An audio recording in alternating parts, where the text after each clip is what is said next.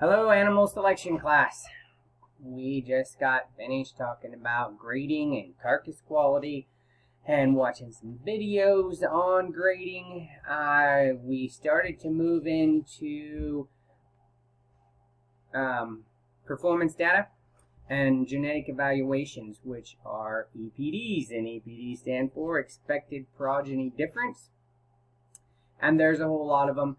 The unfortunate things is they don't match from breed to breed, and they don't necessarily match from species to species in terms of what traits are being evaluated. So, to accurately evaluate livestock, we obviously have to look at more than one thing. It's imperative to be successful in the livestock industry that you can evaluate cattle for not only phenotype but also genotype. As our consumer is pushing more and more to know where their food comes from and which animals, how they were taken care of, and they want increased quality, we need to make sure that we continue to do a good job and promote cattle that are fast growing, lean, but still tender and tasty for our consumer.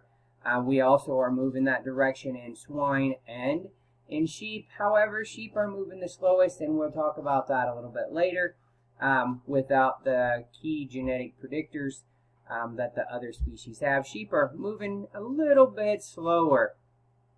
But we're going to try to incorporate these two things, and obviously on Monday Lab, I will have performance data for you and animals to look at where you have to put the two together and rank them. A few of the genetic predictors that we've been dealing with over the years. Obviously, there's actual weights. We have to measure everything. We're going to measure birth weights, weaning weights, and that's whether it's in beef, sheep, or swine. And we're going to take these measurements and put them into the breed association, where they can then make some further analysis and either put it into an EPD or into an adjusted weight. We know there's a little bit of drawback in terms of genetic predictors and actual weight. One is there's huge environmental differences depending on where that animal was raised, what kind of feed it was on, the age of its mother. Makes a big difference on birth weight, weaning weights, all of those kind of things, because it provides a better environment. So as we move into that, our actual weights are probably our poorest in terms of a genetic predictor for our animals. Adjusted weights make one step better, where we are adjusting the weights to a specific day. So we take out the age difference. So we would adjust them for their weaning weight, so they were exactly 205 days old, for their yearling weights for 365, and so on and so on.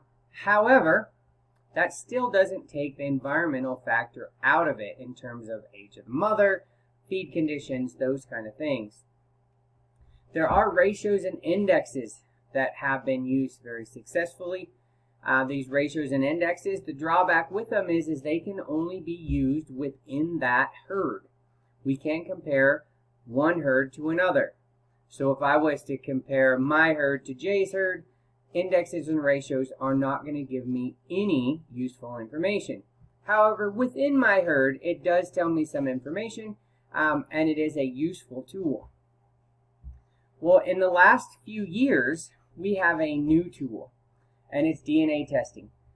We now can test accurately for 19 different traits with DNA. So we can tell predicted birth weight, weaning weights, yearling weights, residual average daily gain, milk production, tenderness, marbling, ribeye, fat thickness, to name a few of them, through this DNA panel. However, the DNA tells us what the genetic predictors are, but we know that there's multiple things that go into the actual expression of a trait. DNA is only part of it. The other part is environment. So the DNA tells us a really good side of the genetic side, but it doesn't tell me how those genetics are going to work in different environments. So it's opposite of the actual weight measurements, where the actual weight measurements tells you what it did in that environment. the DNA tells you what the genes are. So we know with every gene expression, there is the heritability estimate that comes from the genetic side of the trait, and we know there's the environmental factor that comes from the environment that the animal is raised in. And we really need both of these tools to give us an accurate picture of what we might be able to produce in the future. The pedigree gives us a sampling of that, so we use pedigree estimates, but the ultimate tool is the EPD. That is the expected progeny difference. And the good thing about the EPD is it incorporates every single one of these other genetic predictors. They put this into their computer in the breed associations, whatever the breed association may be, and they run it through a multi-regression equation.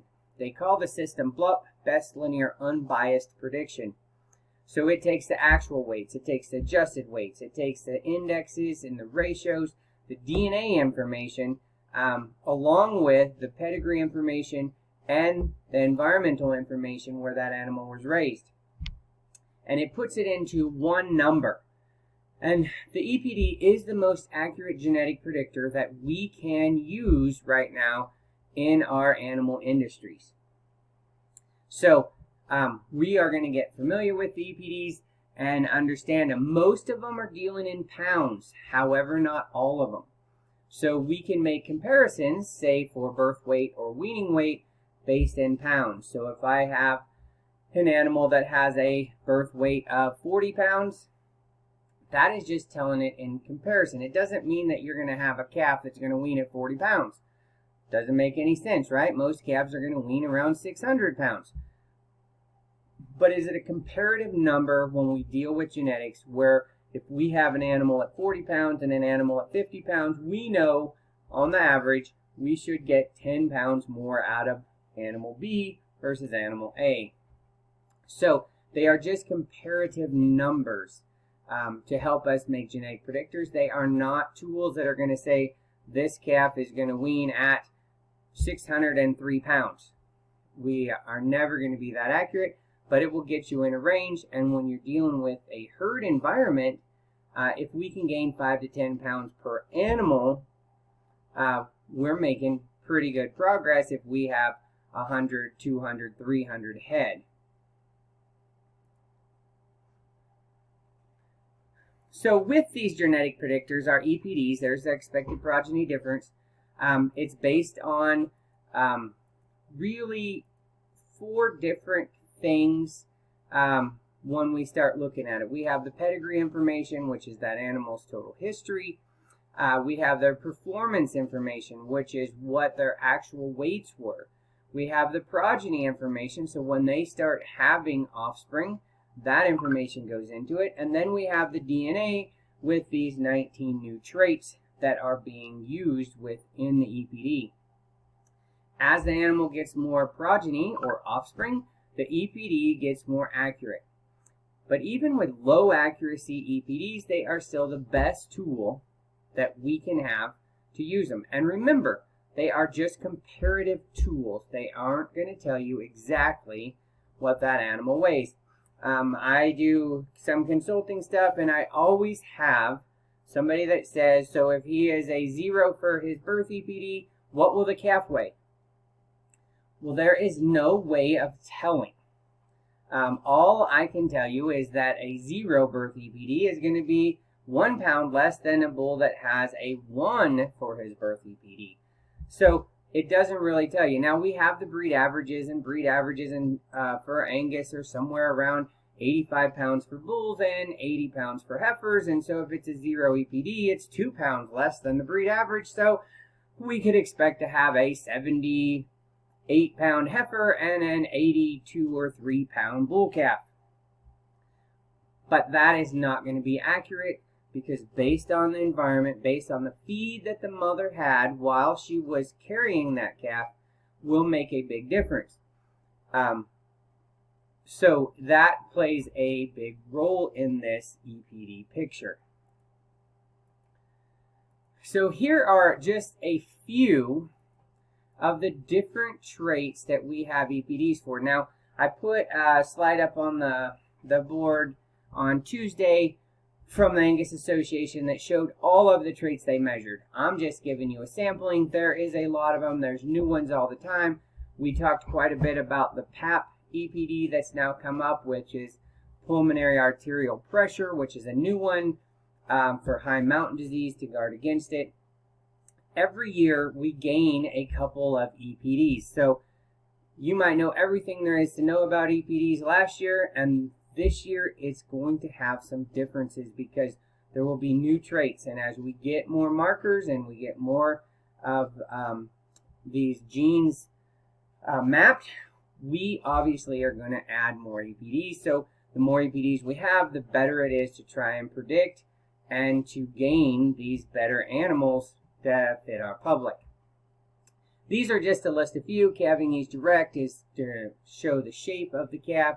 Birth weight is just telling you how much the calf is going to weigh or a difference from one calf to another. Weaning weight, hopefully that helps you when you're trying to improve your weaning weight. And since most commercial people sell at weaning, this is one that's pretty important to them. Yearling weight, marbling tells you how much marbling is going to be in the meat, which is going to predict what the quality grade is. If you sell on the grid, which means the quality grade, yield grade, just like our grading system, you would be very concerned about marbling, ribeye, and fat thickness. Anyway, this gives you a little introduction into expected progeny differences. We will look at some cattle with performance data added to them and do some selection practice on Monday. So look forward to seeing you Monday.